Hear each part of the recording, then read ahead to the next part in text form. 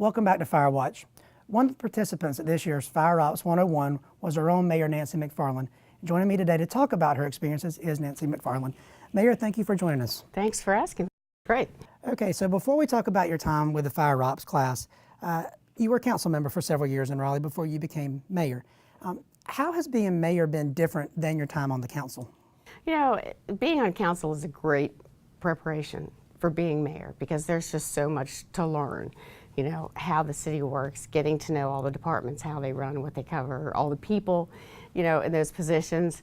And of course, I was a counselor for District A, so I focused on District A because that was my job to represent that district. But you still are part of making decisions for the whole city.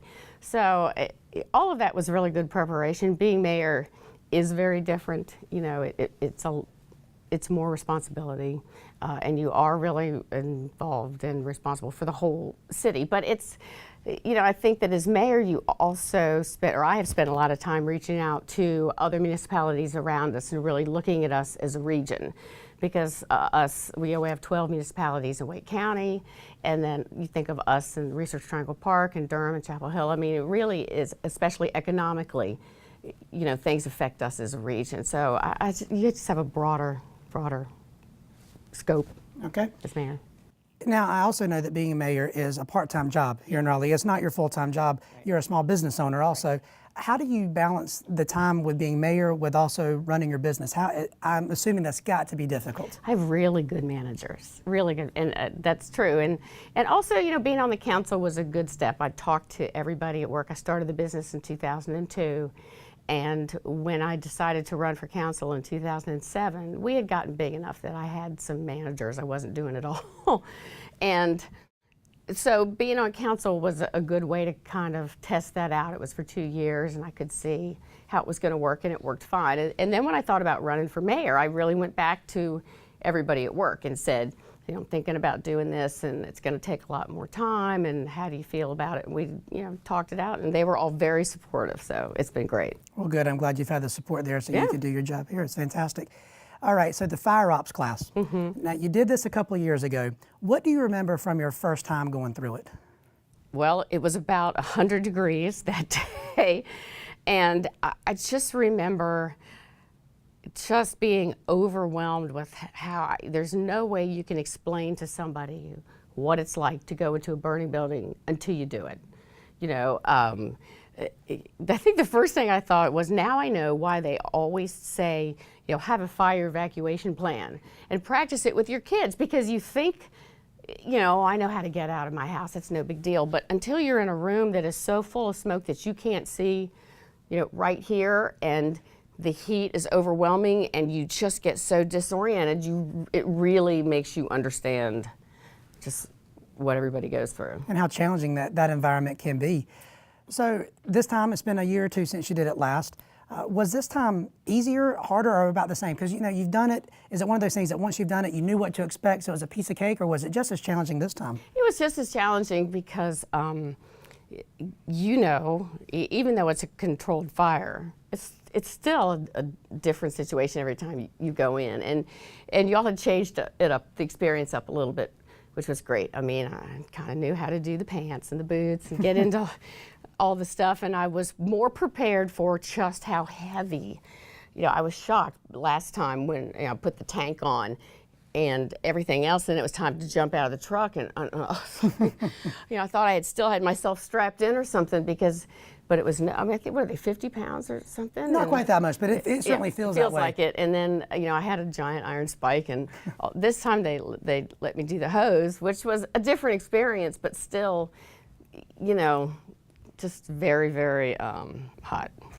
Now, I also understand that you had a guest with you that day, that you were fortunate enough to have your son go along. I was. One of your sons go along with you on this. How was that, sharing that experience with one of your sons? It was great. I really appreciate the fire department, you know, allowing him to come and letting him participate in that. They had asked us when we did it a couple years ago if we wanted to bring any family members. So I thought about that this time, and it's an invaluable experience for anyone. So I was really grateful to have him do that, and it was you know, he had a great time. The shepherd they picked for him was young and close to his age, and so he really enjoyed it. And he learned to do CPR, which I said, well, that's good, because you know, I might he might be around one day and I need that. But I will tell you that the most kind of moving part of that was I was in the first floor, as I said, with a hose in the back room trying to put out the fire. And he was on the team that went upstairs and tried to find the victim and drag them out. And that's what I had done last year. And I was with the hose putting the fire out, and my shepherd said something to me about, do you want your son to do such and such? And it just made me really think, you know, being around firefighters, it's just such a different, it's not a job, it's a calling, you know, and you really do treat each other and feel like family. You just pick that up immediately when you're with you. And I thought, you know, this is how you all feel every day. You know, I think that really is, you know, you have your job to do, but in the back of your mind, your family's in that building too. And so you're really looking out for each other. And so I think that, you know, having my son there and then having him say that really brought that together for me. Well, it sounds like, though, it was a really valuable experience for both you and for your son.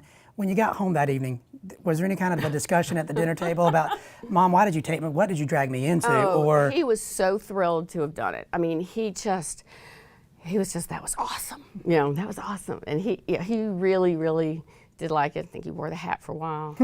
But no, I mean, he really appreciated it and realized just how fortunate he was to be able to do that. And so he really does thank you all for letting him come do it. Well, I'm sure it was no problem.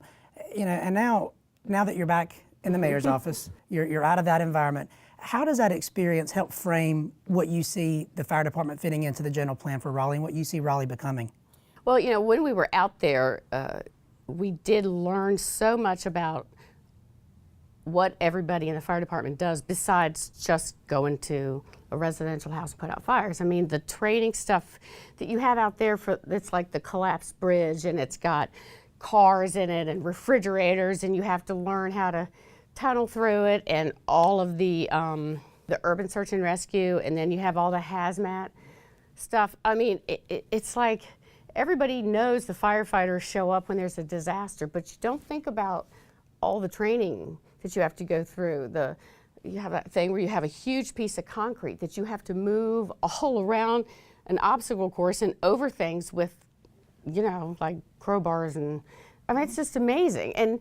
But until you really see it in that context, I think it really makes me understand, you know, not only how valuable you are, but, you know, we're growing and we're getting, you know, high-rise buildings, and we have, you know, a lot of research labs here, and we have a lot of very complicated things. And as the region continues to grow, and especially in a lot of the different fields that we're getting more and more involved in, you know, a lot of energy and things like that, you know, it's going to be a much bigger education job for you all to learn to handle all those things. And also, you know, the fact that you're a resource for most of the state. I mean, that's also just, we were looking at the maps and how much you all cover with especially hazmat and search and rescue. It's really incredible. So it gives us a greater understanding of how much you all do. And what a role that we do play in just not just the safety and protection of our citizens, but just in the general health of our city, and just how we make our city a more vibrant and a better place to live. Well, it sounds like you had a great time. It sounds like your son had a great time. And we certainly appreciate you taking the time to join us to tell us about your experiences. Sure, I'm happy to. In fact, I tell everybody about it. And right next, you mentioned my work, and right next to my office is a fire station. And right after I came back the first time, and it was that hot last summer, or whatever, that hot summer, every time that bell would go off, I would think, oh man, they got to put this closed back. I mean, I just knew, especially if it went off 4 times in a day and it was 100 degrees, and I would think, I hope it's an easy day and it's not too bad and they can come back and get out of this hot clothes. But, you know, yeah, it really does give you a different outlook on it. Well, thank you very much, Mayor. Thank you. Thanks for everything you do. Appreciate it.